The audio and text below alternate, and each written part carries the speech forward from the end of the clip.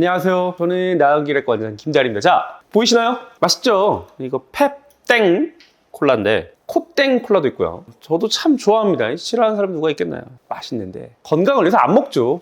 액상과당이 건강에 안 좋다라는 이야기는 뭐 이렇게 저희 나은기획과 채널을 구독하시는 분들이라면 상식으로 알고 계실 거라고 해서 거기에 대해서는 더 이상 가타부타 얘기하지 않겠습니다.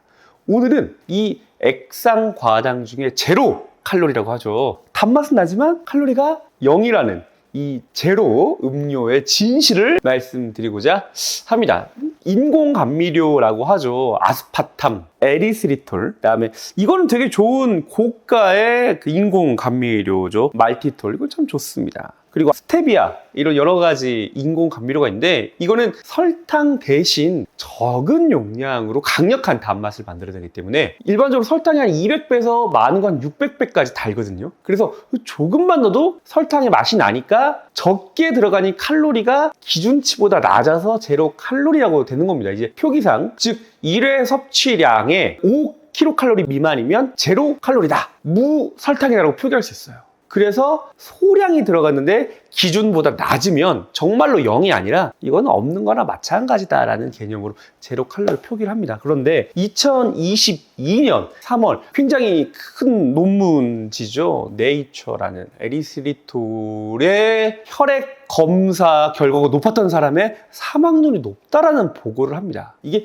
2010년 초반에 나이가 많으신 분들의 의학적 데이터를 모았더니 우리가 인공감미료의 성분으로 알고 있는 에리스리톨이 높을수록 심장병이 올라간다라는 보고를 합니다.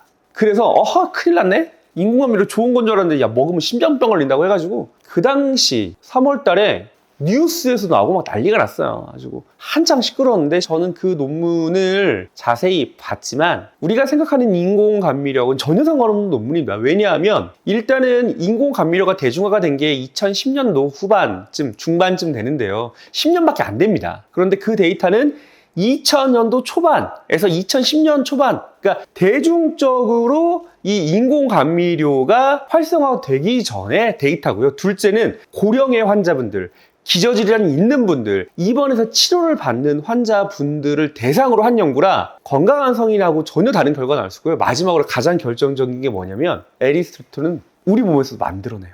이게 혈액을 좀 끈적끈적하게 만드는 효과가 있거든요. 그래서 우리 몸에서 심장병 아니면 뇌졸중, 다른 고령에 의한 기저질환으로 내 혈액의 불건강도를 표현하는 일종의 혈액 검사 결과일 뿐입니다. 이게 마침 이 논문이 나올 때쯤 대중적으로 이 에리스리톨이라는 인공감미료가 굉장히 대중적으로 인기를 얻었기 때문에 이 논문이 인기를 받은 건데 실은 의학적으로 그 어떤 의미는 없습니다. 인공감미료를 먹어서 심장병이 올라간다는 건 아직은 의학적으로 맞는 얘기는 아니다라고 자신 있게 말씀을 드리고요. 그럼 인공감미료 먹어도 되겠네? 이건 좀 다른 얘기예요. 저도 가끔씩 제로를 마시는데 안 마시는 게 제일 좋지만 그 일반 액상과당이 잔뜩 들어있는 콜라보다는 제로가 혈당을 올리지 않는다라는 측면에서는 확실히 이득이 있습니다.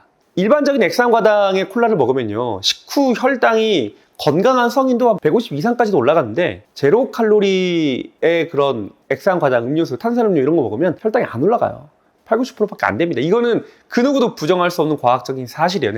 다만 그거랑 좀 달리 달잖아요? 설탕보다 200배, 600배보다 단맛을 내기 때문에 단 거는 또 다른 음식을 불러요. 그래서 제로 칼로리 탄산음료만 먹었어. 그러면 그걸로 끝나지 않아요. 사람이기 때문에. 뭔가 단 음식이 또 2차적으로 끌릴 수밖에 없다 이거죠. 그래서 그런 부분 때문에 결과적으로 단 또 다른 음식을 부를 수밖에 없어서 약점이 있다. 이게 이제 첫 번째 약점이고, 두 번째 약점은 그 인슐린 저항성에 대한 얘기인데요. 우리 몸은 이 인슐린이 혈당을 조절하죠. 그래서 이 인슐린 대사가 비만, 고혈압, 고지혈증, 내장지방, 성인병의 가장 중요한 키워드가 바로 이 인슐린 저항성인데, 쉽게 말씀드리면 세포에 인슐린이 딱 들어와서 활동을 해야 되는데 인슐린을 인식하는 그 장치에 때가 끼면서 인슐린이 작용을 못하게 하는 게 인슐린 저항성인데, 이게 당뇨하고 직접적인 관련이 있을 뿐더러 고지혈증, 비만, 심지어 고혈압과도 굉장히 관련이 깊다는 논문들이 최근에 많이 나오고 있습니다. 이 인슐린 저항성이 이 인공 감미료랑 관련이 깊다라는 동물 실험 및 의학적인 근거가 몇 개 제시되고 있어요. 하지만 결정적으로 이거를 뭐 먹었을 때 뭔가 큰 문제가 생기지 않는다. 요 정도가 의학적으로 밝혀진 기본 사실이기 때문에